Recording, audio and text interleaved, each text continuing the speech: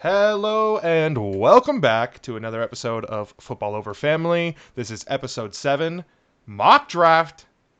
Mock Mock draft. Draft. Let's go. Who Yeah, loves mock drafts? You love mock drafts. We love mock drafts. Let's go. everyone loves a good mock draft. We are doing the first 16 picks in this particular episode just because we don't want to go all 32. Plus, there's still a crap ton of news that happened.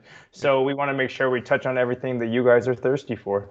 And we figured it'd be better to give you a little bit of analysis with every single pick rather than trying to just throw out 32 names really quick and move on from it. So we'll actually be sitting here talking about it. We're each going to give our picks, maybe talk about why the team might need a player like that.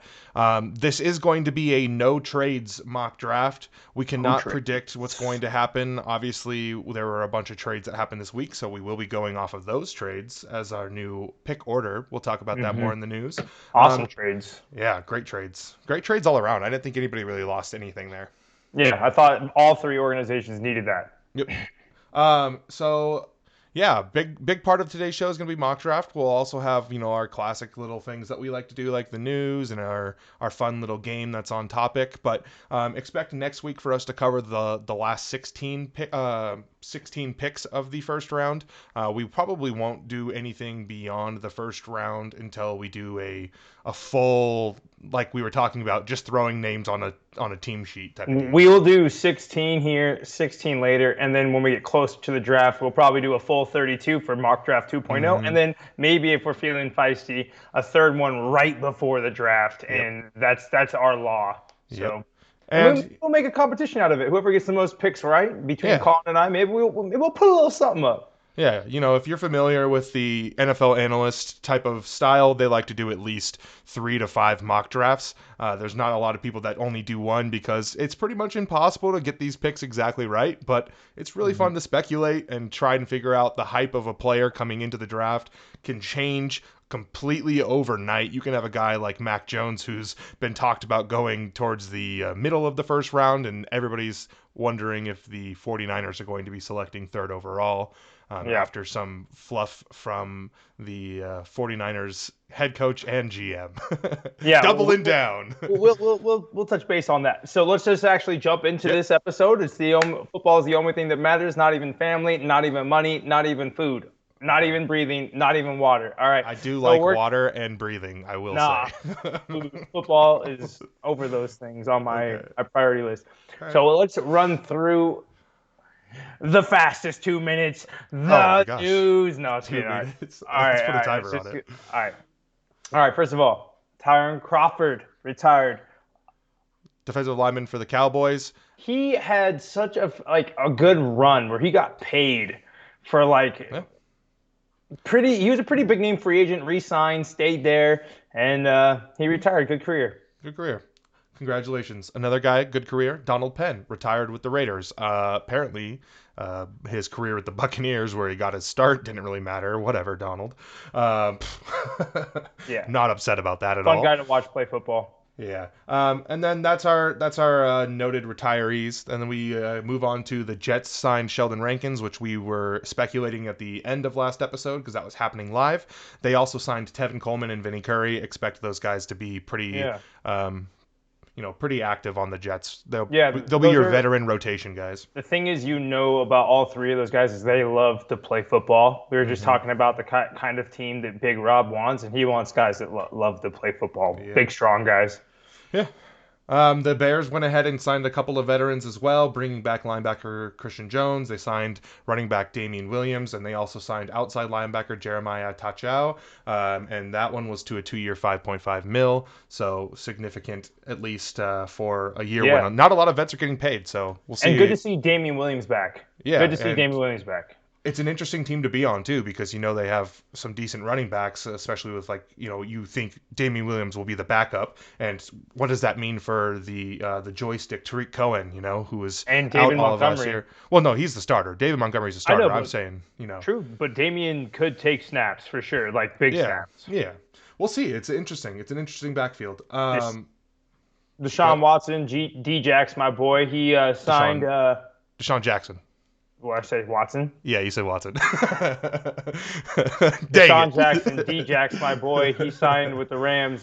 He went to Cal, so he moves back to California, and he gets a vibe with the boys on that Sean McVay offense with Cooper Kupp and Robert Woods. And hey, somehow he's going to be a splash there. I was surprised by this because Van Jefferson seems pretty promising as a third receiver. So cool signing, though. I'm sure he'll play a bit part, but they had to replace Josh Reynolds, who signed with the Titans. Congratulations. You got a new receiver. Tighten up, baby. That's right. Tighten up, baby. That's right. 1.175 is, or 1.75 is not a Nope. terrible deal at all. Feel free to sign that contract anytime. Yep, that's a great deal. I was really surprised that it was that low. And then if you love some punter love, we do too. Kevin Huber signed 13 years with the Bengals. What's up? Just really quick, another punter love. Jordan Berry also re-signed with the Steelers. Just throw punters in there. All right, and your 49ers update, because there's going to be a lot of 49ers stuff in this episode. Call and run it off. We had Jaquiski Tart, 1 year, 1.1 mil. K'Wan Williams, 1 year, 2.3 mil. Mo Sanu on a 1 year deal. They also signed safety Taven Wilson, who's bounced around the league for the past couple of years, to a 1 year, 1.1 mil. And they signed a bunch of other veterans to basically vet minimum contracts as replacements for some of the guys they've lost on their defense. So, yeah, we won't run through the whole list because, like we said, we try to only cover, a decent amount here. Yeah. The Texans added to their long list of signings with another wide receiver, Chris Conley. He decided to join the team, and who knows, with all these 1 year deals, man, for the Texans, such cheap deals, their whole team's going to be free agents next year. Yeah, I wanted to make sure we talked about Chris Conley because I feel like if anybody is going to have a surprising fantasy input on this receiving core, it's probably going to be him. I mean, we've talked about their receiving core depending on who their quarterback is, but like Brandon Cooks is going to be your number one receiver, right? After that, it's kind of a toss up for these veterans that are on the team to take a step forward and be a number 2 wide receiver on a team that likely will have, I mean, if they have Deshaun Watson, a 5,000-yard passer and 30+ touchdowns. Like, that's a big piece of a pie that somebody can take. If they don't have Watson, though, it's just like, who cares? Yeah, at that point, you're like, number 2 wide receiver on a decently bad team. Okay, never mind. But like, if Watson is there, Chris Conley could be a pretty good fantasy pickup. Yeah, very interesting. Yeah. The Seahawks were trying to renegotiate Jaron Reed's contract, and then they ended up cutting him because nobody wanted to trade for him, and he wanted to leave because he wanted a long-term contract. Yeah. And if you're going to sign a long-term contract, sign a 1 year, $7 million deal where you take a pay cut. That totally made sense. So apparently what happened was he wanted to play for a team he thought could win a Super Bowl.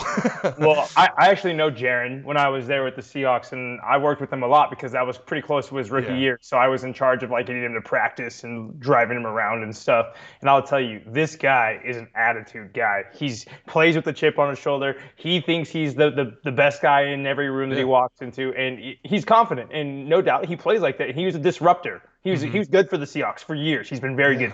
It really seemed like the Seahawks tried to push this narrative that he was all about the money, and that deal right there says, no, you can take your money and shove it. I want to play for a Super Bowl team.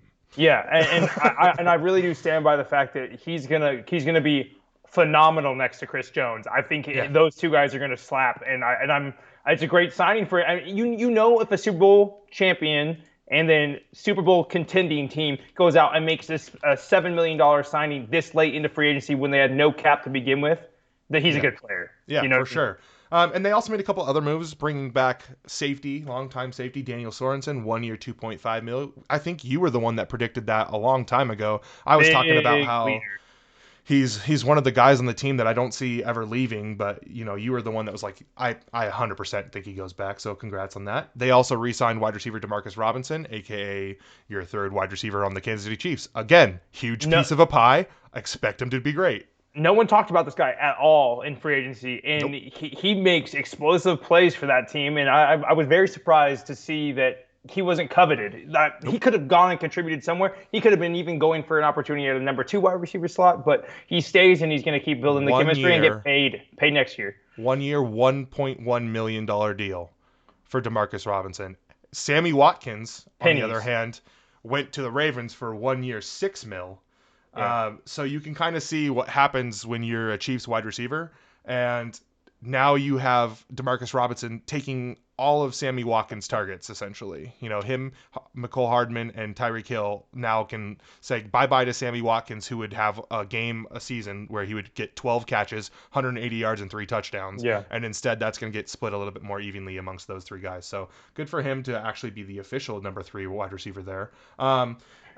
As one of the more surprising moves, continuing their surprising offseason, the Raiders extended the new starting center, taking over for Rodney Hudson, Andre James. Yeah. If you weren't familiar, this guy was going to be a free agent next year, an exclusive rights free agent, meaning they could basically sign him for pennies, and he can't go anywhere else. And then after that season, where they've signed him to an exclusive rights free agent contract, they had the option to sign him to a restricted free agent contract, meaning that they could have paid him around $3 million over the course of the next 2 years, and no teams could have touched him.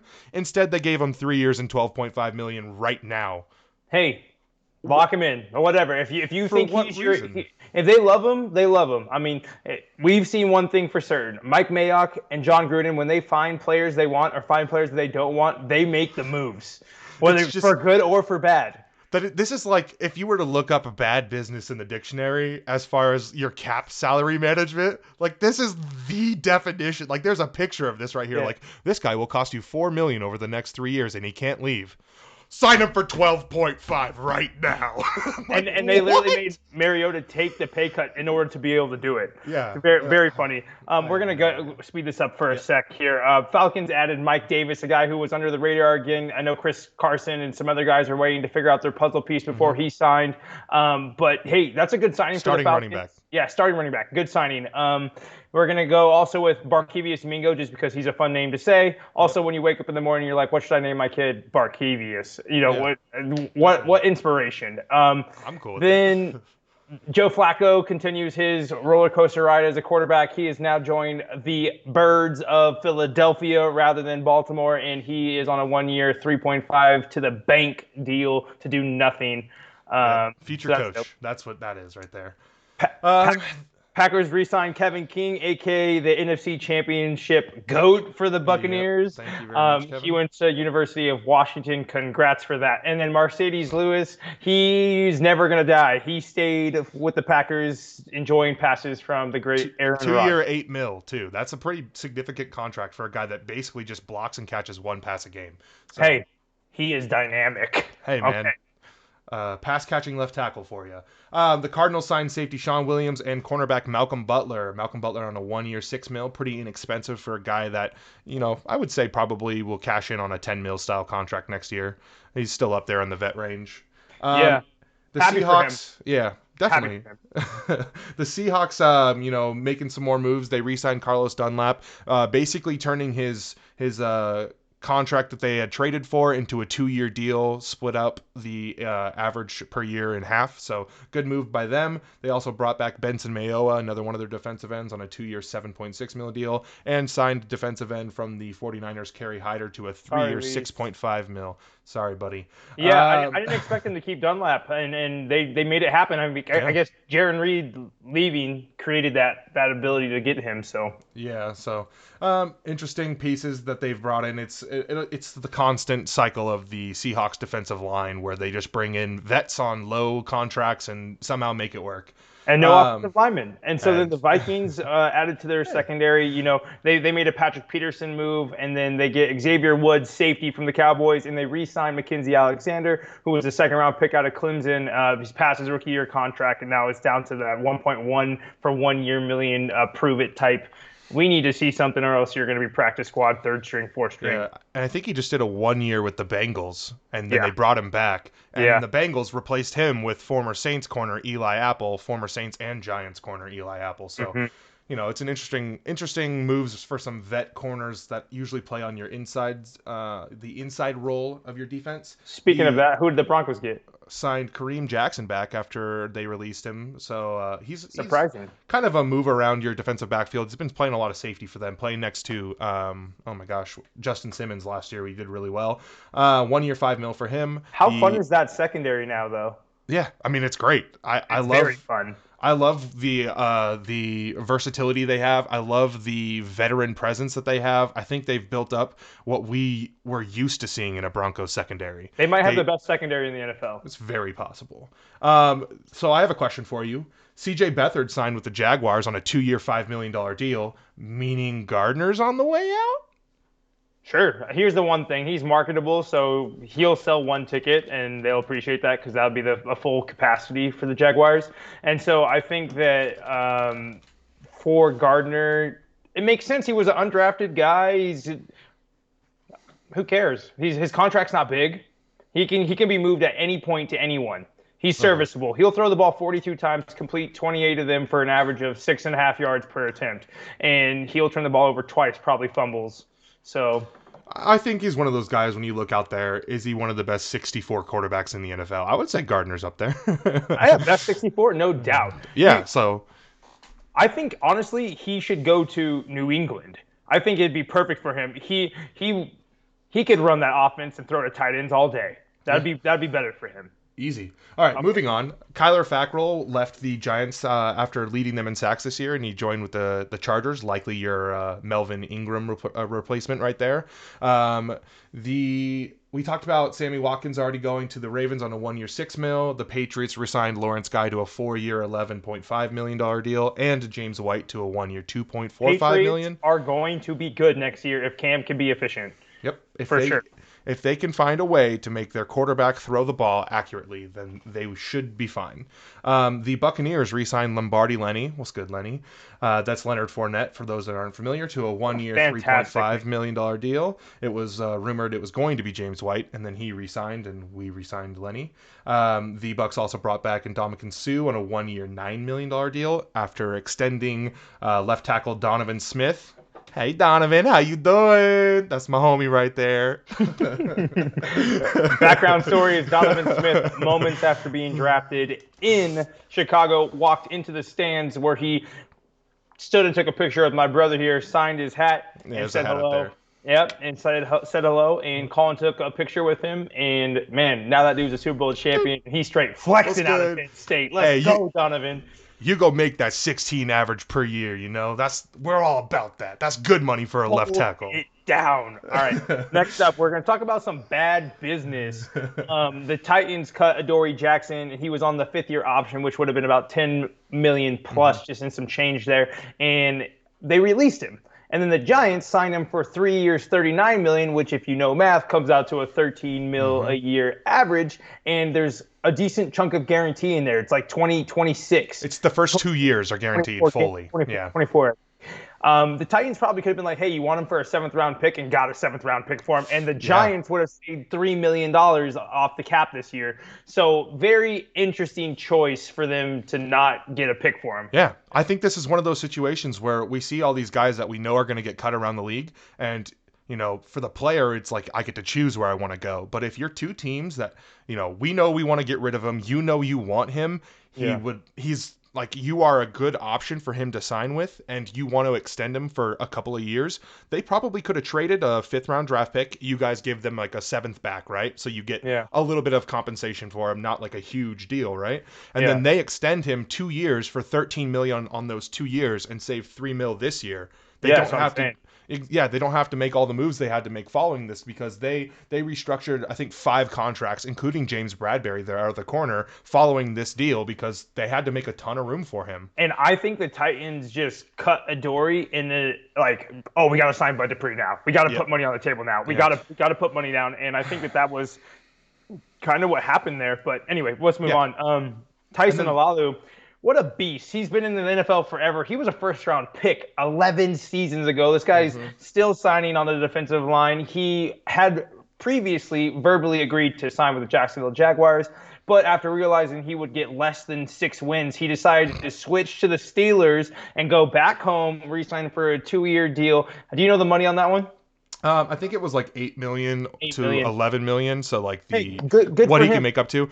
I live in Pittsburgh. There was a lot of talk in the interviews and stuff like that. He apparently built his dream home 2 years ago here in Pittsburgh, and his kids are at the point in their lives where they're all like have their best friends around here, and he decided for his family he wanted to stay here. So that's why he signed back with the Steelers, who didn't have a lot of money, so he took a pay cut too. That Pittsburgh, Pennsylvania insider info from Colin one time. I like to listen to the radio when I drive around. So All right, Steven Nelson, a beast of a DB. Man, Bud Dupree is trying to convince him to come to Cashville. I don't know if he will because we don't got cash in the Ville. So big news from them is they tried to trade, the Steelers did try to trade Steven Nelson, couldn't get it done. Tried to do what the Titans should have done with Adoree', and they couldn't make it happen. And so they just clean cut him to save some cash. He is still a free agent. Bring Tyson back, as well as I think they signed someone else if I can't recall. But anyway. The Titans, Jordan Berry, their punter.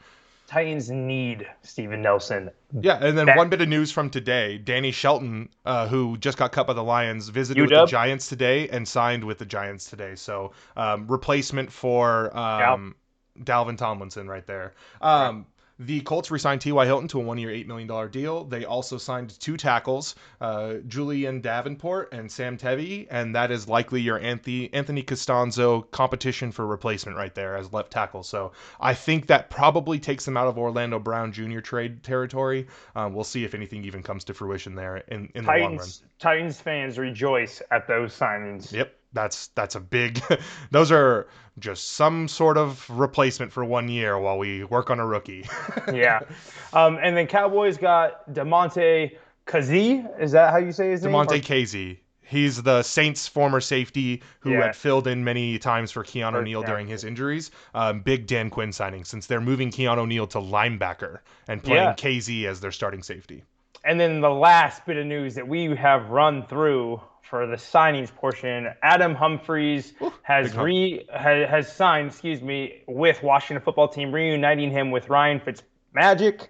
He had his career year with Fitzmagic. And he's gonna hopefully. That's a guy. He signed a big deal with Tennessee, and then it just injuries, and he just didn't shine through. He had 1 game-winning catch, and other than that, he just really struggled. Only 600 total yards in 3 years with the Titans, so it was time to go. And then the last bit of news, we had some draft movement. A full month prior to the NFL draft, we had some big trades inside the top 12. Big trades. So the 49ers made the initial move, reaching out to the Dolphins, who obviously had plenty of capital following the Laramie Tunsil moves. And the Niners traded it for pick 3 from pick 12. They moved up and they snagged that. The Dolphins in return received the 6th overall pick in this year's draft. And the Niners' first-round pick in 2022, the Niners' first-round pick in 2023, and then an additional third-round pick back in 2022. But I just wanted to touch on 3 first rounds. Let's be clear, 3 first rounds flipped for the 1 pick, as well as a third-round pick. I thought they traded for the 12th overall, not the 6th. But yes, 3. Yeah, hold on. I'm sorry. They traded for 12. Yeah. I just want to clarify for you. 2 moves in a half an hour messed up the whole order. So, but it was, all right, I'll run it back since I just failed. The Niners traded for the 3rd overall pick from the Dolphins for the 12th overall pick. There you go. The Niners' first-round pick in 2022, the Niners' first-round pick in 2023, and the third-round pick in 2022. There we go. We got it. Then the Eagles were like, "Yo, bro, I want to trade you. That sounds like a good time." And so they hit up the Dolphins and were like, "You want to get back inside the top 6?" And they're like, "Bro, I've been trying to get in the top 6 all day." And so they're like, "All right, let's trade." So the Dolphins traded the 12th pick that they just got from the Niners for the 6th pick that the Eagles had, thanks to them failing in that Week 17 matchup. And also received the Dolphins' 2021 first-round pick. And 4th-round pick. And 4th-round pick. Yeah. And the Dolphins got the Eagles' 5th-round pick in 2021. Yeah, it's a lot of moves. A lot of moves that basically come out to Larry Tunsil's worth 11,000 first-round draft picks. How hilarious is that? And the 49ers are going to be taking a rookie quarterback. Yeah, and they don't have a first-round pick for the next 2 seasons after this draft. Mm-hmm. Important to note that, so they have to hit on a quarterback, or they have to love on Jimmy G, or they have to make some other sort of move if they don't find their quarterback, because they're not going to be able to replace him with the high draft pick in the next 3 foreseeable seasons pending this season if they miss. Definitely, it's a big power move for them. I think there was a lot of quotes coming out from their GM John Lynch, basically saying, "I talked to the team and we talked about you need to make a move when your roster's in a really good place that sets you up for the future." And I think we're setting ourselves up for the future, and we have enough stability on our roster to support both Jimmy and a rookie and see how things play out. And not to mention the fact that not having first round picks saves you money in the Yeah. long run. It does, low key. So Mm-hmm. they're protecting their salary cap by getting rid of so many draft picks they have to sign as well. Yeah. And then one other quick piece of news that we are expecting to be more finalized next week. The NFL is set to announce a 17th regular season game, meaning the preseason will be reduced to 3 games rather than 4. I think those are solid moves all around for the NFL fan. The only people that would be upset about that is probably the players. So they already negotiated a CBA. It didn't pass with the stellar numbers, but it passed. And so it's they can't do anything about it really. Yeah, I mean it was a 10-year CBA when they agreed, so I think it's like 6 years left for them to renegotiate it. Maybe it might be. I think it might be 8 or 9. I think it might have been. Wasn't that last year? I feel like that was last year. No, I feel like it was a few years back. Anyway. Okay. Moving on. Hey, well, first of all, we ran through a lot of news there. That wasn't easy. Yeah. And in previous episodes, we may have taken a little bit too much time on such thing, but we're at 25 minutes right now. We're chilling. Big chilling. All right. So I just talked about all these draft picks getting traded here and there. So I wanted to bring up, the QB trade-up game is a volatile game. It's very big hit or miss. You mortgage your franchise's future in order to go up for the guy. It doesn't always work. It's worked a few times. Yeah. Since 2011, there's been a few big quarterback moves. I'm going to run down this list here, and Colin's going to tell us if he thinks the trade in the end was worth it or not worth it. And it's going to be very cut and dry. It's going to be very, oh yeah, that wasn't worth it. Like it's basically just laughing at these teams that have made horrible trades. Yeah, but like the impact is significant, right? Yep. Yeah. All right, so 2011, the Jacksonville Jaguars are sitting there and they go, dang, we like Blaine Gabbert. And they trade up to pick 10 with the Washington football team, formerly of you-know-what. They trade up 6 picks and give their second-round pick to Washington. So not a huge bounty here. They didn't give up the future. So they move up 6 picks, draft Blaine Gabbert. And the Washington football team selects Ryan Kerrigan eventually with the use of that 49th pick. Great pick. Was that trade worth it, do you think, for the Jaguars? Gosh. I think Maybe it's to easy. An AFC Championship game. I think it's easy to say no because you see the name Blaine Gabbert and you kind of like laugh at it. One, Blaine Gabbert, Super Bowl champion. 2, Blaine Gabbert led the Jaguars to the AFC Championship game. And wait, that was Bortles. Or Blake Bortles, sorry, lol. Blaine Gabbert is a guy that I think has been okay as a quarterback. Yeah, I mean, my point on they didn't give up a lot. Yes, I agree. I feel like for a team that suffered for so many years, Blaine Gabbert is probably looking back on it one of the best quarterbacks they've had since Mark Brunell. Yeah. I mean, Blaine Gabbert and Blake Bortles were the same. And Blake Bortles was picked in pick 3.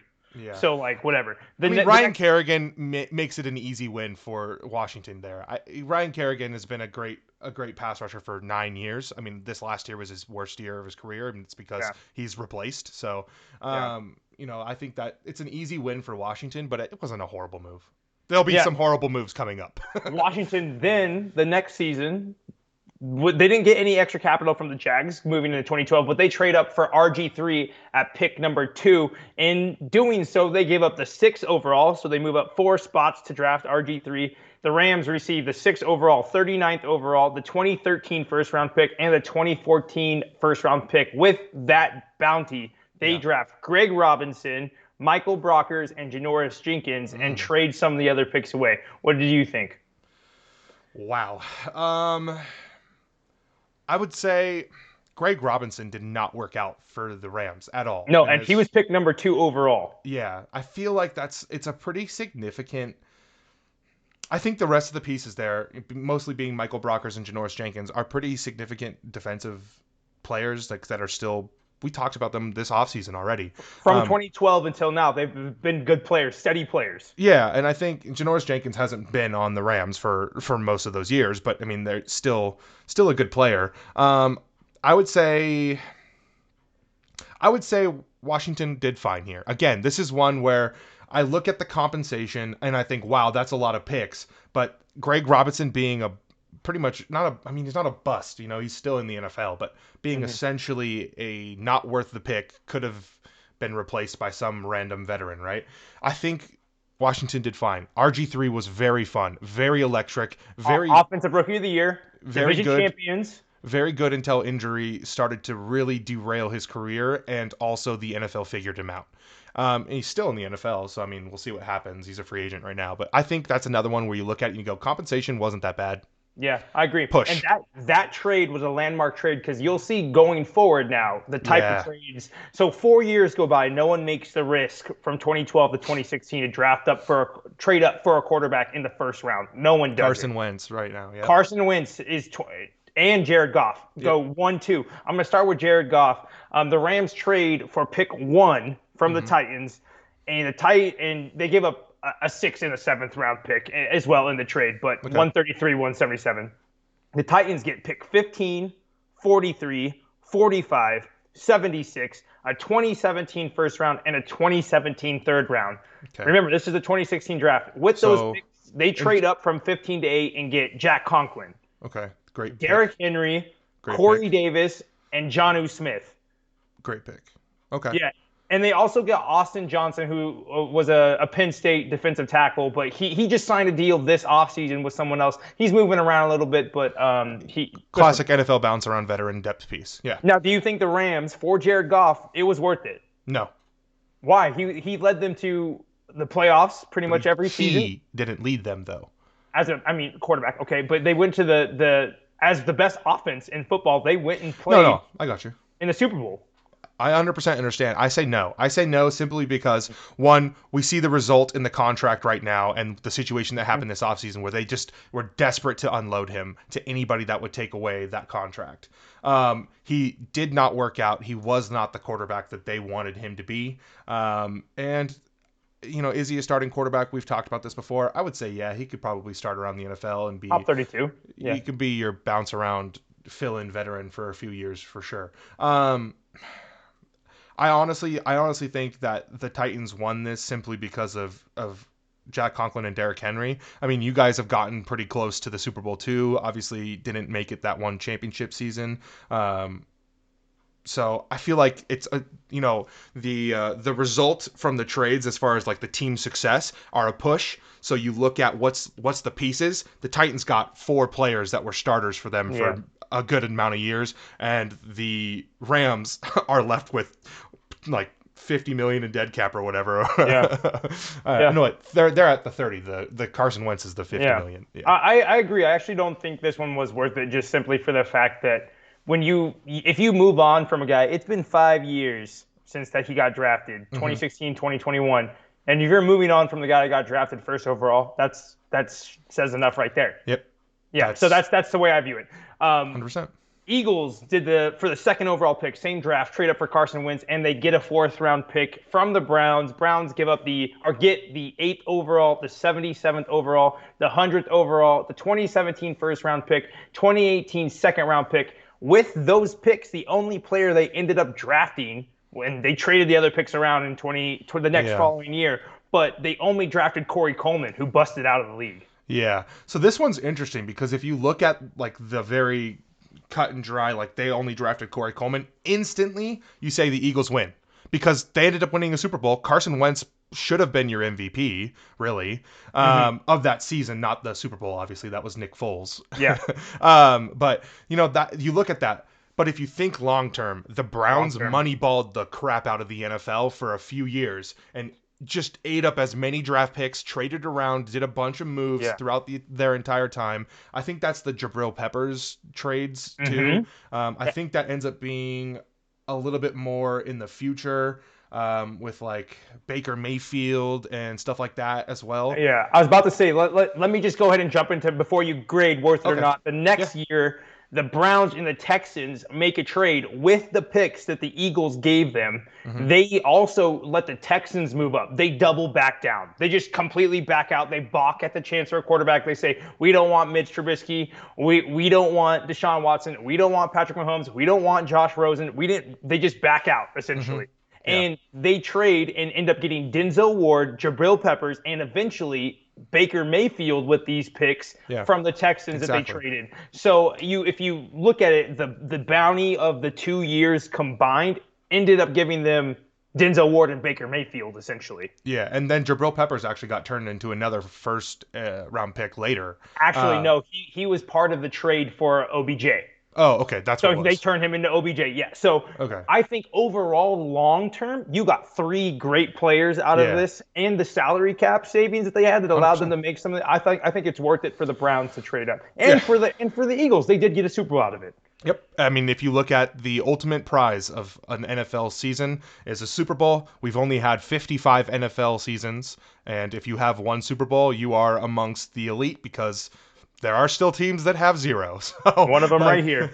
So, and then the Bears move up from 3 to 2 for Mitch Trubisky. And in doing so, when we're thinking about the compensation we were talking about earlier for moving up, just one slot, they gave up a 3rd-round pick, number 67 overall, an 111th overall, and an additional 3rd-round pick the following season, which the 49ers turned into Solomon Thomas, and then they traded the other picks away, and one of those picks happened to be Alvin Kamara. But we can always look at, like if a pick goes bouncing around the league, eventually it'll land on a really good player that pops up. Doubt.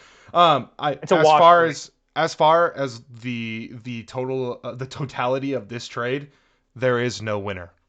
It's not even a push. They're just both losers. Who did Solomon Thomas just sign on? Solomon Thomas just signed with the Raiders on a 1-year, prove it, like $5 or $6 million deal. Who's really just kind of been blah. And also coming off of a pretty significant injury. So, it's never good when a guy's underperformed and has a serious injury that leaves everybody questioning whether or not he can ever perform. 4 more trades and then we're done. The most significant trade of all time, maybe. Wait, hold on. One really quick. We didn't actually talk about the Texans and Deshaun Watson. Deshaun Watson, worth it? Absolutely. 100%. He has been incredible. The team has sucked, so it's unfortunate. But Deshaun Watson, incredible player. So that was a worth it trade for me. And no doubt. And if you're the Texans sitting there at 25 and you're like, who's a guy we can have be our quarterback? And they trade up and they select Watson. For 1 first-round pick, too. For 1 first-round pick. Worth it, 100%. Worth. All right, but I was going to say the best trade maybe we've ever seen is that the Kansas City Chiefs are sitting there with Alex Smith, and they just had made it to the AFC Championship game, and they're like, you know what we should do? We should trade up from the 27th overall position to 10 and draft Patrick Mahomes. And I was there in the building, physically there in Kansas City. I worked for the Chiefs, and I was just sitting there thinking to myself, looking at the war room and everything and hearing them talk about it. They just knew that this was the guy. They didn't care about Alex. They didn't care about anything. They were like, this guy is going to be the best player of all time. And so they did what they had to do. They traded up not even a crazy ton of picks, which is crazy, but 27th overall, 91st overall, and their future first-round pick in 2018, which they knew would be a high pick because they knew they were a playoff game, even if Pat sat. They didn't care. Yeah. And so the Bills turned that into Tre'Davious White, and then they trade some of those picks to get Josh Allen the following next season. Year. Nice, so, yeah. It's probably the most significant trade in terms That's of quarterbacks. An NFL shaping trade right there. Yeah. You look at AFC championships maybe for years to come, right there in that draft. Not only do you have quarterback versus quarterback, but you also have star cornerback defending against a star quarterback too. Yeah. So that's one of those trades where you look at it and go, both winners, easily both winners. 100%. Patrick Mahomes, incredible player, is going to be one of the best quarterbacks in the NFL. Probably historically, we're looking at probably the next GOAT. So stat-wise, he's already there. Yeah. So we'll see how his whole career ends up looking. But I guess we're probably going to talk about Josh Allen next. Yeah. So the Josh Allen trade in particular was the Bucks were sitting at pick 7, and the Bills traded up from that pick that they had recouped from the Chiefs in the previous draft for Mahomes, and they traded There's for the 7th overall, and 255th was like nearly the last pick in the NFL draft. Yeah. In order for the Bucks, they gave 12, 53, and 56. Okay. So the Bucks got the haul of Carlton Davis, MJ Stewart, and Vita Vea. Vita Vea, yeah. Vita Vea, UW. Yeah. So, I mean, as your Bucks fan, I'll tell you right now, I view that as still the Bucks got what they wanted. We weren't looking for a quarterback because we had Jameis Winston. So that was the year before we gave up on Jameis Winston. The 30 for 30 year.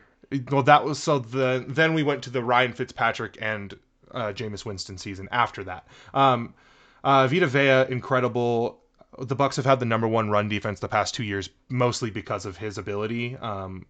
And then Carlton Davis is our number 1 corner, and MJ Stewart was a starter for a pretty long time for us, and now he's on the Browns playing their 3rd corner role. But that's probably the one guy, MJ Stewart, that didn't work out. So they don't always hit. They don't all hit. And I would still take that, though. I would still take that as a Buccaneers fan because, I mean, as great as it would be to have Josh Allen, obviously it ends up working out for us in the long run. So yeah. 2 more trades. Sam Darnold. Pick number 3, the Colts, in order to trade back, or the Jets, in order to get the Colts to trade back, give up the 6 overall, pick 37 overall, pick 49 overall, and a 2019 first-round pick. Think about the compensation we detailed just to move up a few 3 picks. The Chiefs, to move up 17 picks, gave up a 3rd-round pick and a future 3rd. It's the difference between top 10 and top 5. Yeah, it's crazy. So the Colts go ahead with pick 6 and draft Quentin Nelson. Beast. Maybe going to be one of the best offensive linemen we've seen in the last 20 years. Yep. And then they get Braden Smith, and also great offensive lineman. Yeah, they just shore up their offensive line, just boom, and they use those picks in those other picks to trade and move around later in 2019, 2020 drafts. But anyway, they traded that 2019 first round pick, if you were recalling, and whatever. The Cardinals on the other side, same draft. Go ahead and get Josh Rosen from the Raiders. They trade picks 10 to 15, and the Raiders also get 79 and 152 overall. They didn't really use those picks for anyone significant, so I didn't write it down. But basically, losers. Josh Rosen, both losers. Both losers there. As far as the Jets-Colts trade, obviously Sam Darnold is likely out as the Jets starting quarterback. Compensation-wise, wow, what a big loss for them. Colts big win, I feel like that one's pretty easy to look at and just be like, Sam Darnold could still pan out somewhere else, but he's not going to pan out for the Jets. So yeah, unless they can flip him for 1st-round picks, then, and that's plural, then they lose that trade. Yeah, the reason why I wanted to bring up all these trades, there were 1, 2, 3, 4, 5, 6, 7, 8, 9, 10 quarterbacks that were traded up for in the last 10 years. Those were, I'm going to say the name. You say bust or not bust. Josh Rosen. Bust. Sam Darnold. Bust. Josh Allen. Not bust. Patrick Mahomes. Not bust. Deshaun Watson. Not bust. Mitch Trubisky. Bust. Jared Goff. Bust. Carson Wentz. Not bust. RG3. Not bust. And Blaine Gabbert. Bust. So right there, for your not bust, and RG3 was a kind of, and Carson Wentz had you thinking that was they are the same for to me. Sure, 5 for sure. Yep. Bust though out of the 10. They are the same to me because they changed the NFL RG3, making that mobile quarterback more of an option. Guys that can still throw but are also mobile. Changed the NFL in a way that is significant more now today than. Michael Vick obviously started the trend, and there's quarterbacks throughout history who have done that as well. But Steve McNair, baby, making it popular is different than being the one-off, right? Yeah. And then you had Carson Wentz, like I said, got his team to a Super Bowl, had an MVP season, suffered some significant injuries. Hasn't been the same since. Hasn't been the same since. Could bounce back. We'll never know. We just have to wait and see. So but 5 for sure bust out of 10. My whole point in bringing this all up is, man, when you mortgage the future, it's a 50-50 shot. Mm-hmm. It's a 50-50 shot that you're going to get a quarterback that changes your franchise's fortunes. And so it's just kind of crazy to think that the Niners with Jimmy G were in a similar position to what the Chiefs were when they traded up for Patrick Mahomes. I'm not saying they're going to find Patrick Mahomes in this draft, and Zach Wilson, Trey Lance, Mac Jones, Trevor Lawrence, just Fields, whoever it may be. I'm just saying that they're trying to do the same thing. They're Hmm. trying to trade up and find the guy that will be their generational guy.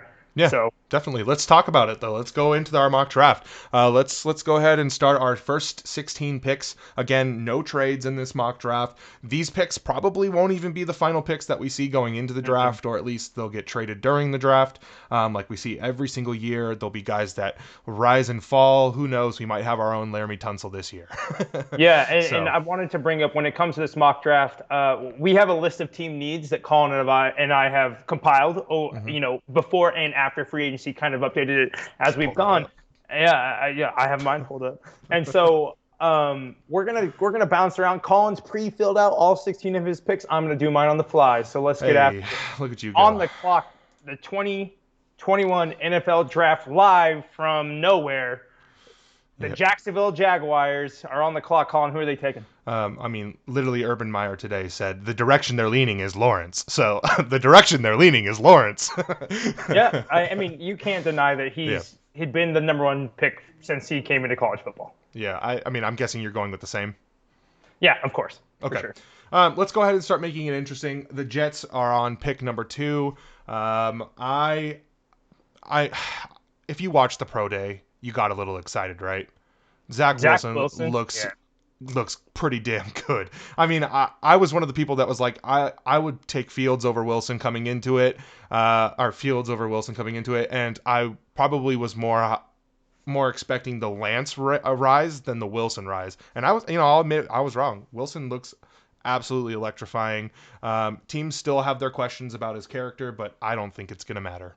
And You if know who any, I if think he is? I think he's Kyler Murray too, but just not as fast. hey, that's very possible. I think he's going to be the same type of player, like an exciting player. Okay, He's kind of small. I mean, I Russell think, Wilson. yeah, sure. Yeah, I'm also going to go with Wilson. I think Zach Wilson. Okay. Zach Wilson. I think he's a guy that excites Jets fans. I think that Sam Darnold has to be moved though. Yeah. I think he has to be traded pre-draft, or else his value will go down. If they wait Hmm. until after draft, they won't get as much for him as if they trade before the draft starts. Definitely. I 100% agree. We'll see. We'll see where he goes. We'll see if that's actually what they do. They could surprise us all and take Kyle Pitts number 2 and just go for star tight end, game changer, all of that stuff. So, all right, let's move on to pick number 3, the recently acquired pick number 3, the 49ers.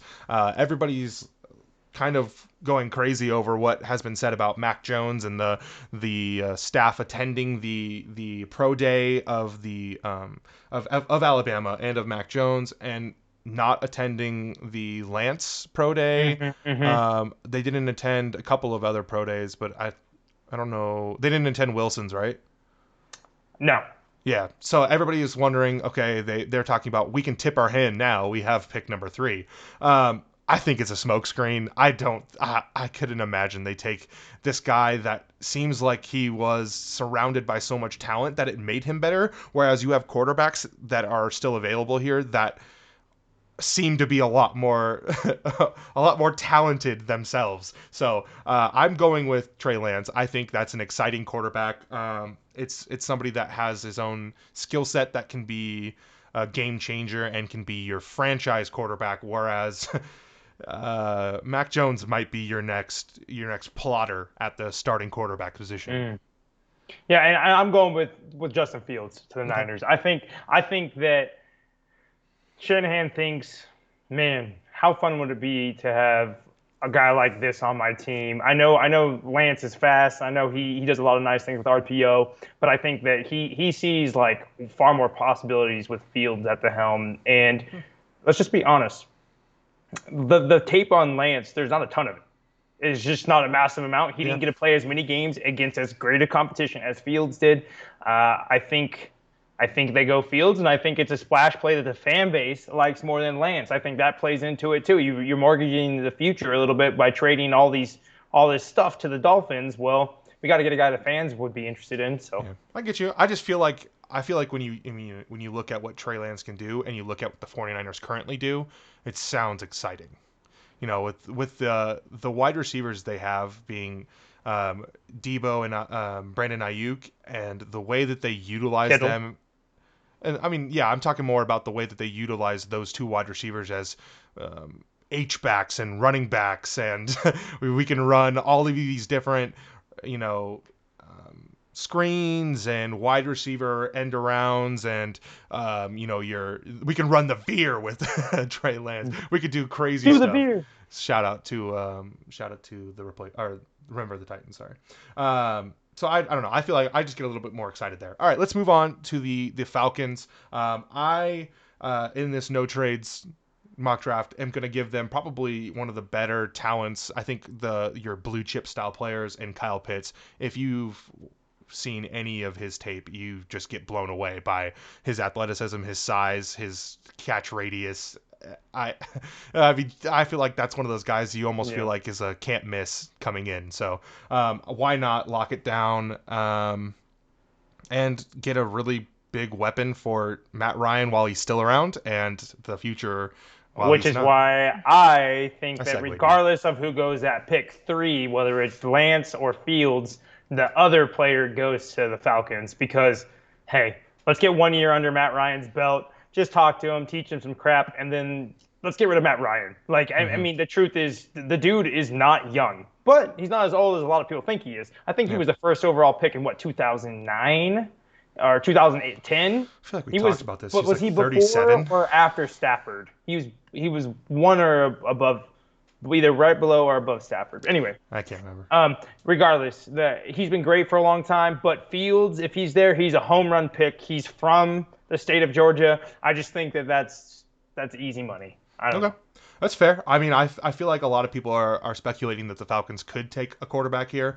I'm more along the lines of I would expect them to trade back and then take some sort of offensive piece, whether it be a skill set or a lineman of some sort. And who knows? Maybe they trade back real far and take our first running back because they're one of those teams that could probably do that. All right, let's move on to the Bengals. I have them taking Penei Sewell from Oregon as a star future tackle and moving former first round draft pick from Alabama. Every single week I'm going to have one thing that I can't remember on the spot even though I totally prepared for it. What's the tackle that they took? He was injured his first year. I do not recall. Okay, well, they just signed Riley Reif. He's a tackle through and through. A little bit less likely that they move him to guard. The guy from Alabama from 2 years ago, first round draft pick, is way more prone to moving inside where he played for Alabama. My gosh, it's going to kill me. I'll have to look it up while you talk about your Just pick. go look it up. Yeah, protecting Joe Burrow is important. Yeah, that knee might need a little more support than normal. Draft Pitts. Kyle Pitts is the pick here. Give your quarterback a beast to throw on the inside. Go ahead and continue to add weapons around your guy. Like you said, he's a can't-miss prospect in this draft. I think he's a beast, and I think he gives Joe Burrow someone to just completely vibe with, and I love it. I just love pairing him Jonah up. Williams. Jonah Williams. Okay, but regardless, Kyle Pitts would be swaggy there. Absolutely, he would going be. on. Again, any team draft Kyle Pitts, and I'm happy about it. Yeah, but I mean specifically when you have Joe Burrow, giving him like the real number one target. Yeah, have you heard the buzz that Burrow's pushing for them to draft Jamar Chase, though?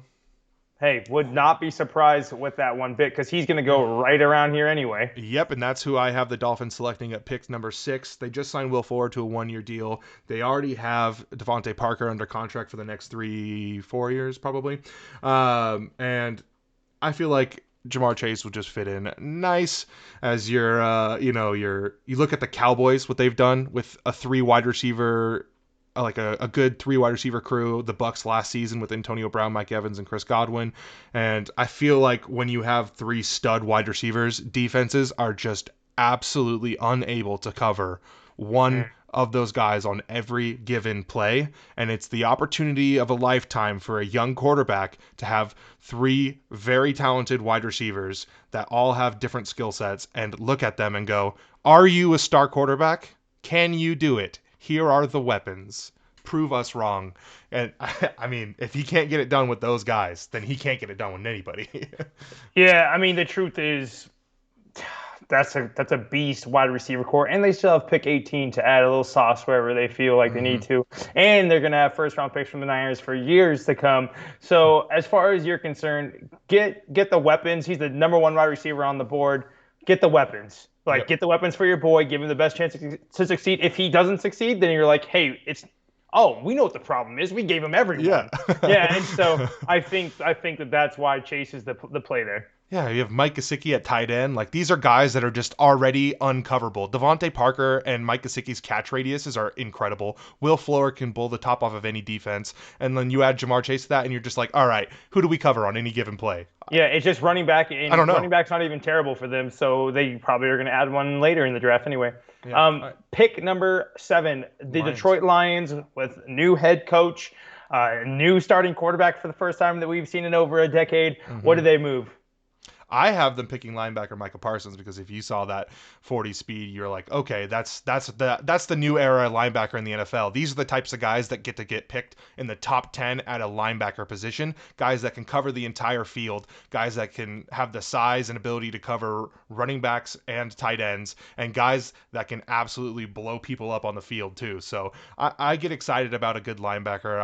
I'm a fan of teams with good linebackers. Obviously, I'm a Bucs fan, so you talk about linebacker and I get excited. And to be honest, the Lions have missed on quite a few linebackers recently, and I feel like this is the team that when you look at, identity-wise, they want to have somebody that can get around the field and make some big plays on the Campbell defensive side. literally said he wants someone that will bite your legs off. Literally said that. Literally said that. It's not even a joke. Yeah. However, I think Big Peni goes over here now to the Lions. I think they're looking at Jared Goff's a 1-year rental.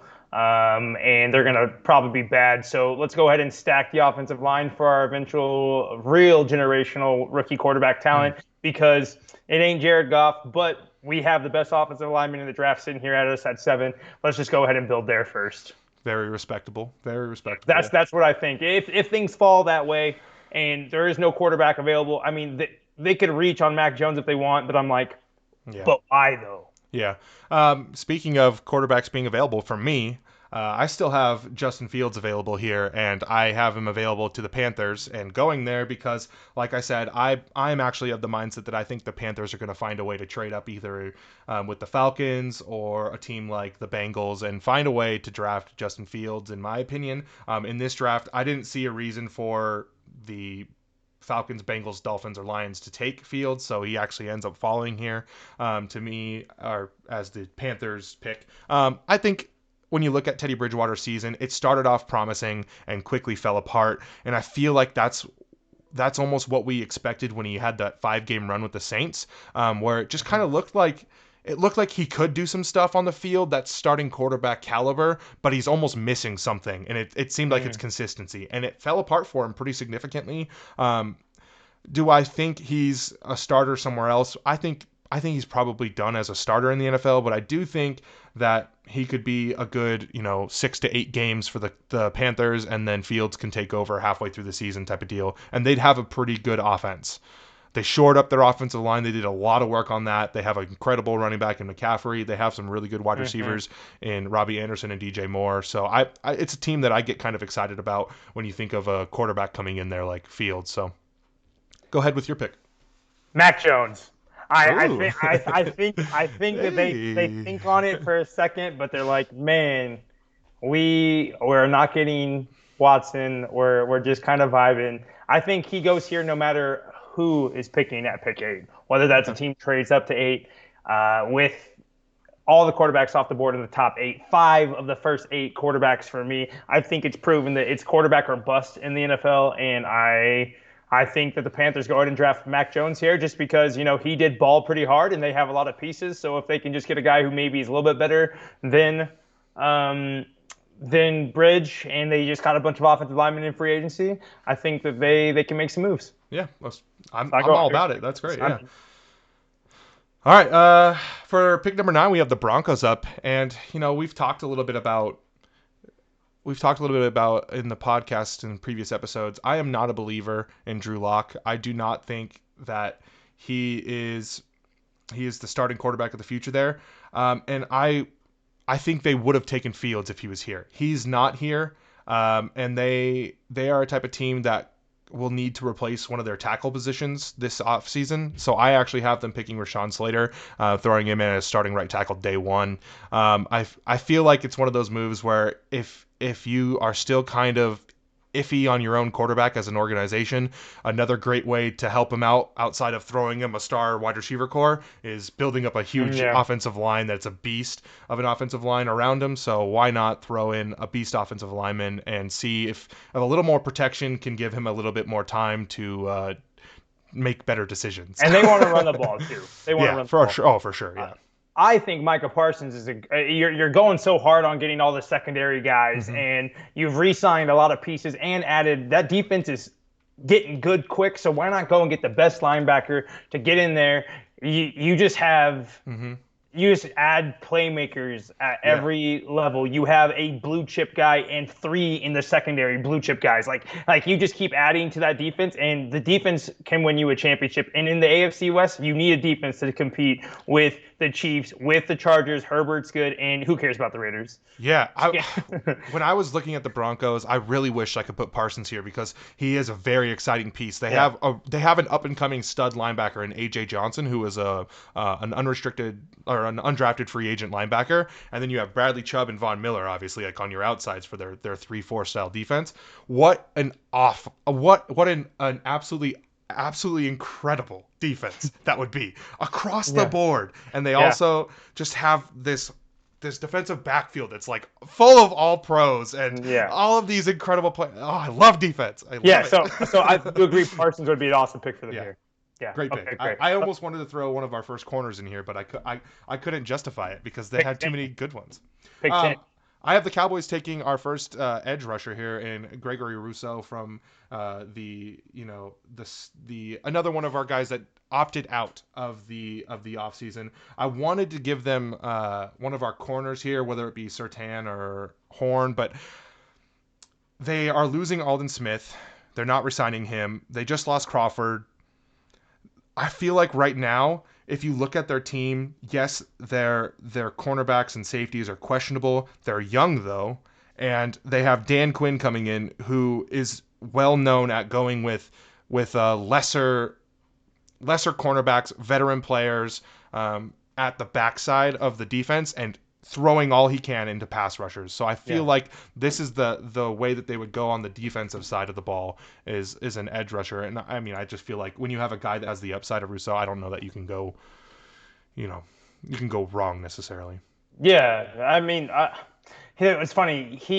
Greg was a guy that was being mocked to the Titans at 22 for a long time. I don't know why his stock has shot up. His pro day stuff wasn't phenomenal. I don't know what it was. Not that it was bad by any means, but it was what was expected. So I don't know why he's jumping up so high on boards. And I've seen him mocked at 10.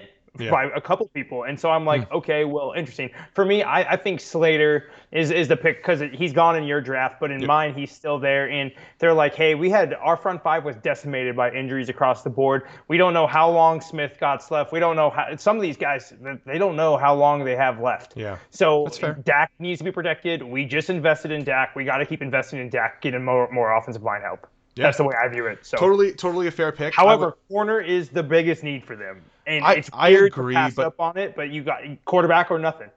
But they also just took Diggs last year in the first round. So I feel like they're one of those teams where kind of like the Vikings, I wouldn't have given them this many corners in free agency if I was putting together, because I feel like you're already giving up on guys you just invested in. So I don't know. They re-signed 3 of their own or 3 corners in free agency this year, and I feel like they'll probably roll into the season with them. They lost Xavier, they lost Chidobe Awuzie, and they lost one more. But overall, they were terrible. So, I don't know why they wouldn't think about it. But anyway, let's move on to the Giants here. Yeah, so I have the Giants selecting offensive lineman Elijah Vera Tucker out of USC, and I think for them it's more of directly replacing some guys that they've already, pretty much cut this offseason. So, when you look at the Giants, if they hadn't have made such big splashes in free agency this year with Dory, with oh my gosh, wide receiver Kenny Golladay, and then also signing a good veteran like Kyle Rudolph as a backup tight end, I probably would have given them a wide receiver here. But when you look at what they have on their team, I don't think you want to give them a guy that's probably going to be the fourth wide receiver starting the season and won't make an impact until maybe halfway through. And they do need help on the offensive line right now. So I feel like this is more of an impactful play for this team with a Vera Tucker type of a pick. And I actually disagree with you. Okay. Hey, look at that. I think here's the thing. They want to run the ball first anyway. People forget they have Saquon Barkley. Yeah. They want to run the ball first, and they don't want Dan Jones on his back. And Dan they've Jones. added. I call him Dan Jones on the reg. So I think that it's. I mean, don't get me wrong. There are wide receivers out there. Yes. There are wide receivers out there. We'll talk about one next. Yeah, we're gonna talk about quite a few next. Yeah. But I just think that they're like, man, what's the smart play for our football team? Is it drafting an undersized Heisman Trophy winner? Is it drafting a guy coming off a fractured ankle? Or is it drafting a guy that can help keep my starting quarterback healthy and help pave the way for our brand of football when we just signed a massive wide receiver? So yeah. I think it's Vera Tucker for me as cool. well. So next is the Eagles at pick 12. They just moved back into this pick, and I have them drafting, as you just mentioned, the undersized Heisman winner, Devonta Smith. So I feel like this one is an easy choice as positions go. Whether it's Waddle or Smith, I think is up to a GM situation here. We saw this exact scenario play out last year where the Raiders ended up drafting the smaller sized wide receiver, and it kind of surprised us all. And this time, I think we look at the smaller sized wide receiver and almost go, wait, how are people getting picked ahead of him? He's incredible. He just won a Heisman. Like, he had an incredible season. And you look at it, you go, size matters in the NFL. Yeah, I mean, he turned a lot of people off by saying, I'm not going to put on any weight. 170 is where I'm at.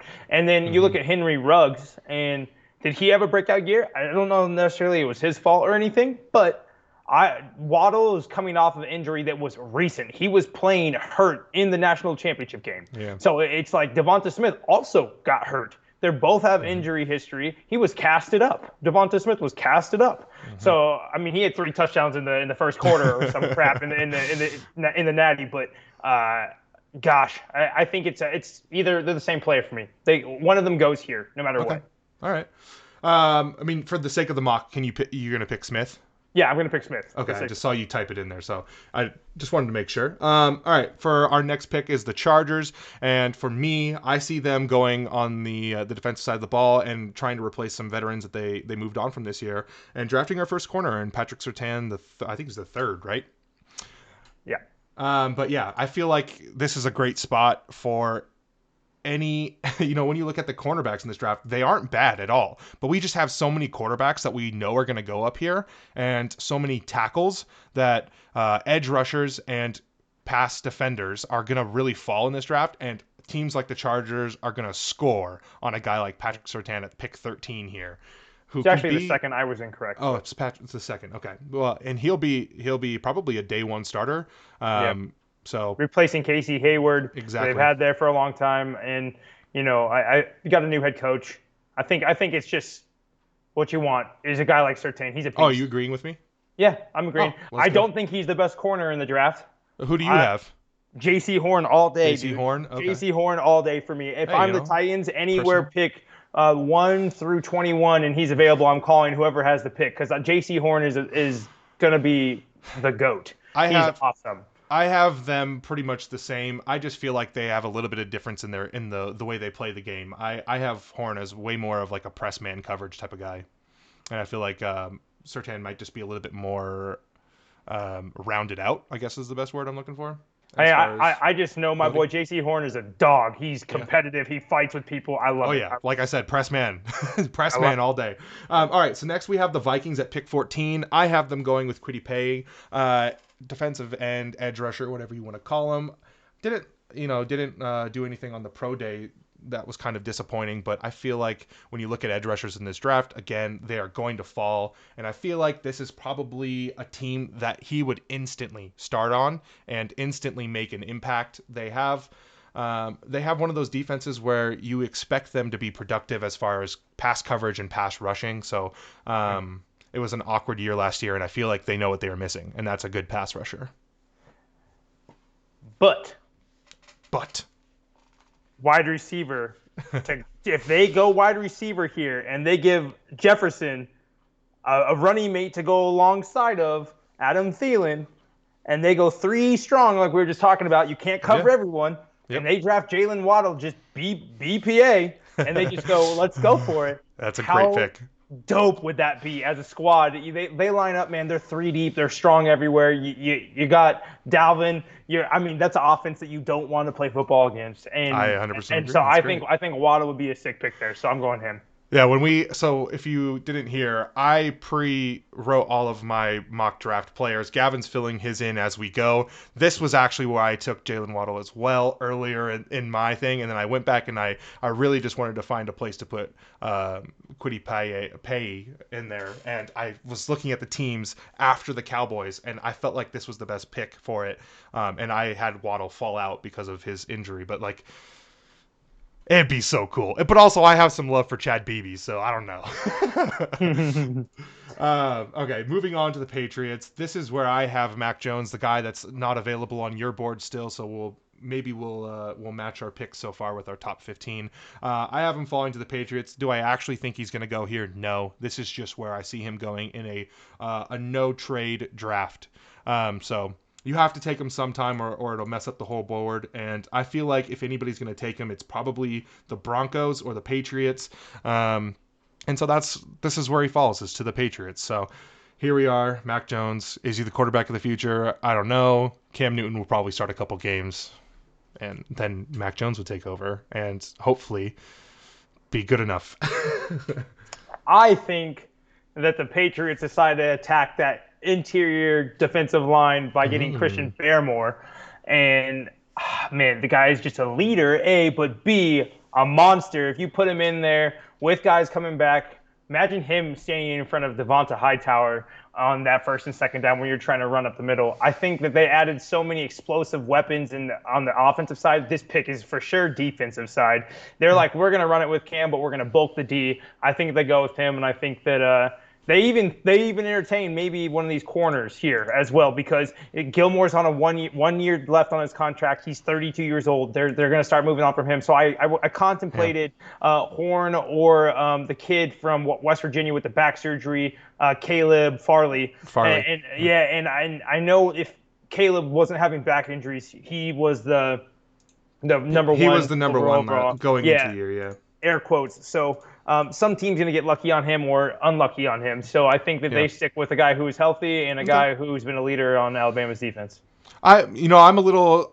That's probably the only pick here that I didn't like of yours, just because I feel like it's a very Patriots pick, so you're probably right, but it's the only one that doesn't excite me for that team moving forward, where they just threw a 4-year deal at Lawrence Guy, and they pretty much just cycle through veteran guys up the middle and then take every once in a while a first-round pick at defensive line who can just move around. I don't know. It's a very Patriots pick, and so it kind of bores me, I guess, is what I'm getting at. Yeah, I thought about giving them Kadarius Toney, because they're like, you know what, N'Keal Harry, whatever, blah blah blah. I think that they're a little over him. They try to trade him a few times, but I'm like, they just signed Aguilar and Kendrick Bourne. So I'm like, maybe they're not going to try to draft first round wide receiver. But I thought about it just because it would be fun. Yeah. But I'm going for fun. I'm going for accurate. So yeah, let's do our last pick here, pick 16 for this half mock draft. Looks like I just see yours here, and we've both gone with J.C. Horn here as the last pick of this first half of the mock. I mean, Patrick Peterson's gone. Press, lockdown corner, fighter. Home run. Let's lock it in right here. I would love to see him on the Cardinals. I would love to see him on the Buccaneers. You would love to see him on the Titans. I feel like this is just kind of the type of defensive back that you like coming out of college, because they have one of those skill sets that's usually a little bit harder to find for college players that you usually have to develop in the NFL, where you're just willing to fight the top wide receiver right off the bat. And chemistry-wise, you add a guy like Malcolm Butler to go with the J.C. Horn, as well as Budda Baker, and the guys that they play with that style. So he will vibe. The chemistry will be there. He's a beast. He doesn't make it past 16. Not a chance. In the real draft. Not a chance. He might go 1 overall. All right. He's that good. Is that the hot take? No. I didn't really have a hot take for this particular episode. Oh. Give us a off the top hot take, because we're about to end the show. So what's your off the top hot take? Mock draft. We could talk 17-game season. We could talk draft or trading up to draft quarterbacks. Hot take. The San Francisco 49ers end up being the winners of the Dolphins 49ers trade and Eagles, if you want. Did the hot take horn go off? No, you talked through that whole time. I haven't done it yet. It's going right. Hot take. Hot take. Hot take. Okay, The go ahead. 49ers win the trade. Fields becomes a better quarterback than the compensation that the Dolphins get. I know the Dolphins got a massive haul, but let's just say they're going to miss on all of them. And the 49ers end up winning a Super Bowl with the quarterback. That's a big hot take. That's the hottest take, like lava hot take. You just called whatever the Dolphins pick with all those picks instant busts. Yeah, instant busts. Instant busts. Okay. And the Niners win a Super Bowl with that quarterback. Okay, Boom. I love it. Biggest hot take. That is going to be it for us today. An hour and 15 minutes. We're getting closer. We're getting closer. I've never been so insecure about a hot take in my entire life. That is not going to be a good hot take. That's not a hot take that people are going to like. Yeah.